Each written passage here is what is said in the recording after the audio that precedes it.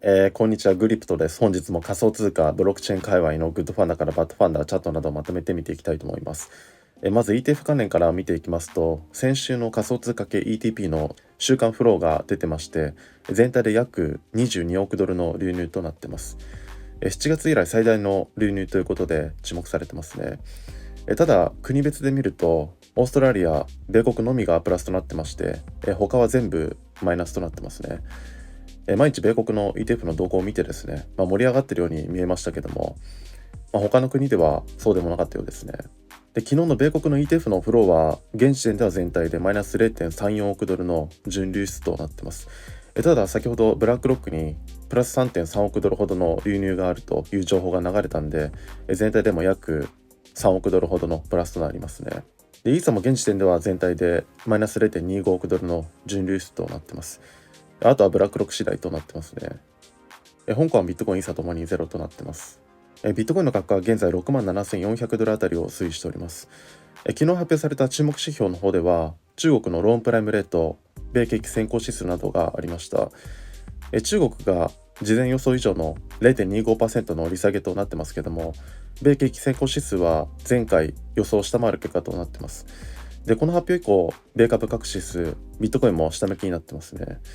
で、また、米国債10年利回りも4.19と上昇してまして、各連銀総裁の利下げを慎重視する声明などが注目されたりしてましたね。米国債は4.188を推移しておりまして、ナスダックが2361、S&P 500が5852、ダウ平均が42,931、金ゴールドが2729ドル、日経平均が38,402円、ドル円が150.65円となっています。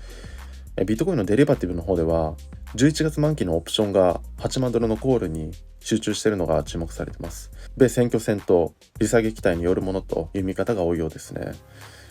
先物の方では、OI 全体と CME の OI の ATH 更新が話題になってますね。OI は全体でマイナス 2.12%、額としては398億ドル相当と、比率としては全体ではショートが 51.9%、バイナスミはショートが 54.6% としたようになっています。今後の指標としては、本日10月22日にハンガリー中銀政策金利、米リッチモンド連銀製造業指数10月23日にカナダの中銀政策金利、米中古住宅販売件数9月、10月24日に米 PMI10 月速報値、米新築住宅販売件数9月などが控えております。他アナリストの見解ではですね、トランプ候補の勝利予想がさらに優勢になってるんで、市場がさらに強気になるんじゃないかとか、あとはハリス候補が勝利した場合、アルト ETF 承認の可能性は低いんじゃないかというですね、バーンスタイン ETF ストア、ブルームバーグらの見解が注目されてますね。で、テクニカルの方では、週足の MACD が4月以来のプラスに転じていることや、週足の抵抗上抜けからトレテンの可能性などが注目されてますね。昨日一時7万ドル近辺まで到達してましたけども、週足確定と本日からの指標の警戒などもありですね、一旦調整フェーズなのかなと思います。大統領選のトランプ勝利期待が増してるんで、選挙戦まで強気が続きそうな気もしますけども、これから取り上げる仮想通貨市場単体のファンドはですね、結構マイナスに作用しそうなものもあります。チャートだけ見たら、上は7万ドルを突破できるかどうか、下は6万5千あたりで耐えられるかが焦点になると思います。指標としては本日、日本時間23時にですね、米リッチモンド連銀製造業指数が控えております。その時間帯にどのように動くのか注目ですね。あとはイーサーですね。イーサーの価格は現在2640ドル、BTC 建ては0.0391と、先物の方では OI は全体でマイナス 3.84%、額としては134億ドル相当、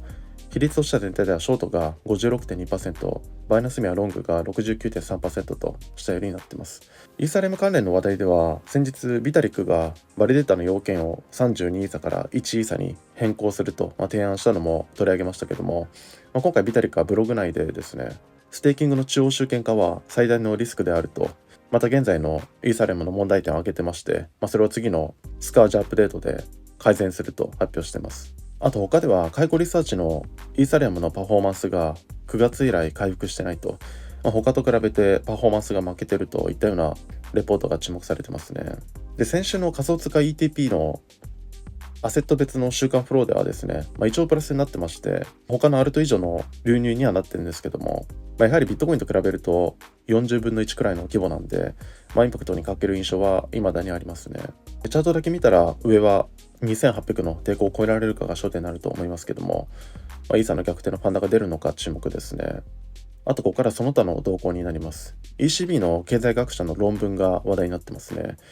で ECB 側の主な主張としては、ビットコインの価値が上昇すれば初期保有者だけが恩恵を受けてしまい、後発や非保有者は大きな影響を受けてしまうと。そしてバブルの有無に関係なく社会の貧困化につながる可能性があると指摘しています。でそしてビットコインの当初の構想、世界規模の決済システムにするという構想が失敗していることも指摘されてるんですけども、もうすでにこの論文は炎上気味になってますね。傍から見てもですね、その初期保有者が恩恵を受けるとか、その当初の構想と違うとかってね、そのビットコインに限らずほぼ全てに該当することですから、そこを論点にしちゃうと、難しいのかなと思いますね。まだマイニングの電力が無駄っていうね、そういう主張の方がまともに見えますけどね。批判できるところをなんとか探して、ようやく論文書いたみたいな印象があります。欧州方面の規制って未だにやっぱり厳しい印象ありますから、それがもろに出た論文なのかなと思いましたね。このあたりの印象操作が今後変わってくるのかにも注目ですね。あと他ではリーガル&ジェネラルが資産のトークン化を検討していること、ストライプがステーブルコインプラットフォームのブリッジを11億ドルで買収したこと、トランザクの約10万人のユーザーデータ漏洩などが話題になってますね。リーガル&ジェネラルは運用資産 1.5 兆ドルと言われてまして、ブラックロックらと同様に大手の RWA 市場進出が注目されてます。あとストライプの買収も仮想通貨市場で過去最大の買収額と言われてまして注目されてます。あとトランザクの漏洩に関しては犯罪集団のストーマスが犯行声明を出してまして、ハッキングによるものとされてますね。決済関連の話題が多くなっています。あとは日本の国民民主党の仮想通貨の税率を 20% にする政策がグローバルでも話題になってますね。現在最大 55% の税金を 20% に引き下げることで日本市場の活性化が期待されています。ただ国民民主党の議席数が少ないことから、政策の実現は遠いんじゃないかというところもしっかり伝えられてますね。あとここからはアルト関連になります。リップルの共同創業者クリス・ラーセン氏がハリス候補の政治活動委員会フューチャーフォワードに約1000万ドル相当の XRP を追加で寄付すると発表しています。ラーセン氏はですね、民主党は暗号通貨を好む技術革新に対して新たなアプローチを取るべき時が来てますと。私はハリスのアメリカの技術が世界を支配すると信じています。だからこそ私は彼女に XRP で1000万ドルを寄付しますと X に投稿しています。でこれまで仮想通貨界隈で各候補に100万ドル規模での支援はたびたび話題になってましたけども、1000万ドルは10倍ですから、15億円ですから、かなり大きいですよね。XRP ホルダーは納得してるんでしょうかね。XRP の価格は現在 0.54 ドル、BTC 建てはプラス 2.2%、時価総額は7位ですね。昨日市場全体が下がってる時に XRP だけ強かった時間帯ありましたから、もしかしたらこの辺の影響もあるのかもしれませんね。SEC ファンダ、選挙ファンダと忙しいですけど、この寄付活動がいつまで続くのかも注目ですね。あとはエイプコインがエイプチェーンのローンチを発表しています。アービトラム1上に構築された L3 で UGID との統合などが期待されています。エイプは最近デイリー 100% 上昇などが話題になりましたね。エイプの価格は現在 1.59 ドル、BTC 建ては 13.6%、時価総額は75位ですね。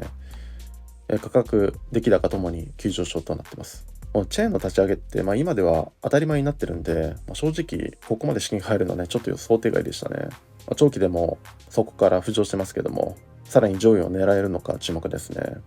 今日はこんなところですが、何かありましたらコメントいただけるとありがたいです。よければチャンネル登録とグッドボタンよろしくお願いします。